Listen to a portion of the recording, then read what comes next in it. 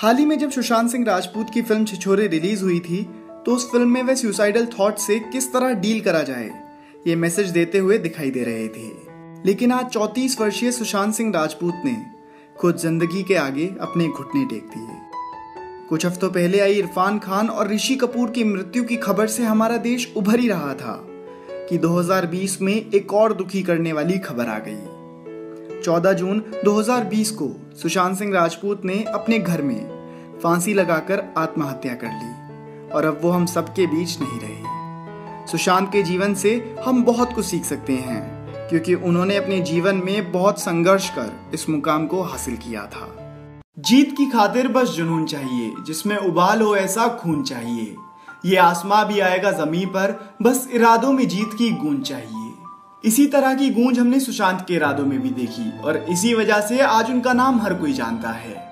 आज की इस वीडियो में हम MS Dhoni the untold story और काइपोचे जैसी सफल फिल्मों में काम करने वाले सुशांत सिंह राजपूत की जिंदगी की कहानी जानेंगे कि किस तरह से उन्होंने ये मुकाम हासिल करा। सुशांत सिंह राजपूत का जन्म 21 जनवरी 1986 को बिहार के पटना में हुआ था। उनके पिता KK सिंह एक सरकारी अधिकारी हैं।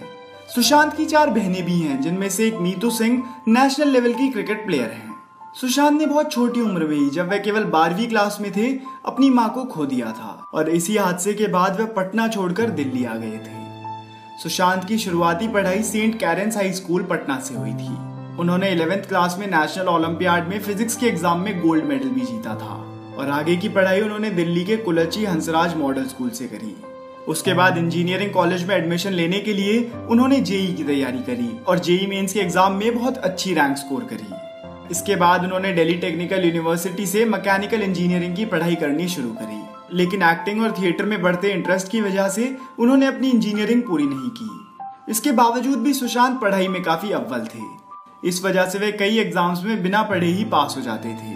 उनका सपना पहले एक एस्ट्रोनॉट बनने का था और वह उसी के लिए दिन रात पढ़ाई भी करते रहते थे। और आपको बता दूं कि इसी वजह से वे एक बार नासा विजिट करने के लिए भी गए थे, लेकिन बाद में उन्हें एहसास हुआ कि वे अपना करियर फिल्मों में बनाना चाहते हैं। इसीलिए उन्होंने इंजीनियरिंग के साथ साथ कोरियोग्राफर शामक डावर की डांस क्लास भी ज्वाइन कर ली। वहां शामक इनके डांस से काफी इंप्रेस हुए और इन्हें अपने मेन डांस ग्रुप में शामिल कर लिया। सुशांत के करियर की शुरुआत बैकअप डांसर के रूप में हुई थी।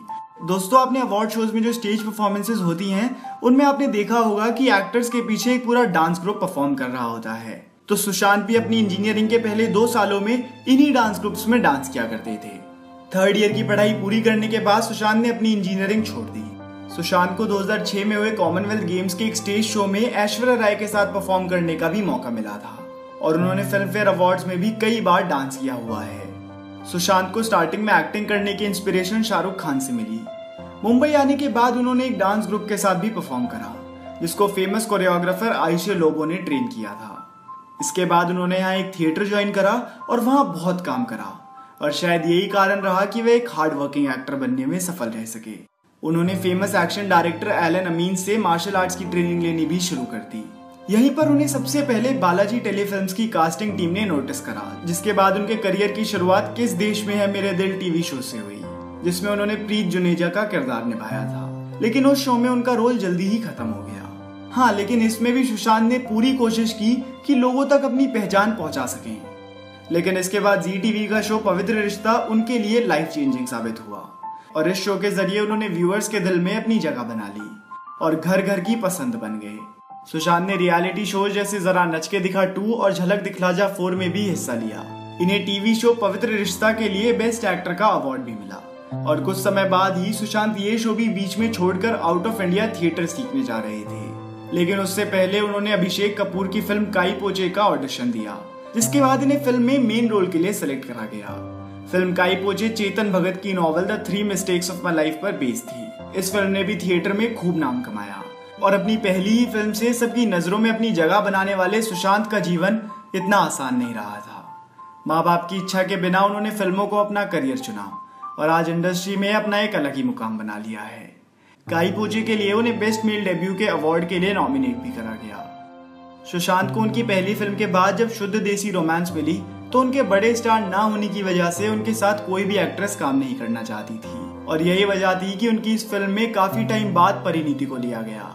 लेकिन धीरे धीरे इन्हें वो पॉपुलैरिटी मिलने लगी और साथ में कई फिल्में भी मिली जैसे पीके, MS Dhoni the untold story, राबता और केदारनाथ। और सुशांत ने टीवी को अलविदा बोलते वक्त ये डिसाइड कर लिया था कि अगर वह फिल्म इंडस्ट्री में नहीं हिट हुए तो वह फिल्म सिटी में कैंटीन खोल लेंगे और खुद ही शॉर्ट फिल्म्स बनाने लग जाएंगे। लेकिन थैंकफुली उन्हें वह काम नहीं करना पड़ा और फिल्म इंडस्ट्री में उन्होंने अपना टैलेंट दिखाकर ये साबित कर दिया कि जितना कठिन संघर्ष होगा, जीत उतनी ही शानदार होगी। आज बेशक सुशांत हम सबके बीच नहीं रहे, पर उनकी यादें और उनका फिल्मों में शानदार काम हमेशा हमारे दिलों में रहेगा। मैं आपको ये भी बताना चाहता हूँ कि आत्महत्या किसी भी तरह से किसी प्रॉब्लम का सलूशन नहीं होती। अगर आपके आसपास भी कोई ऐसा है जो अपनी जिंदगी में समस्याओं का सामना कर रहा हो, तो आप आगे आकर उनसे बात करो। यही उनकी मदद की तरफ आपका पहला कदम हो सकता है। मेंटल हेल्थ जैसे इश्यूज कितने हावी हो सकते हैं, ये आज हम सभी ने सुशांत की कहानी में देखा। हमें मेंटल हेल्थ जैसे टॉपिक्स पर आगे आकर अपने समाज में बातचीत बढ़ानी होगी, तभी आने वाले समय में बदलाव आ सकेगा।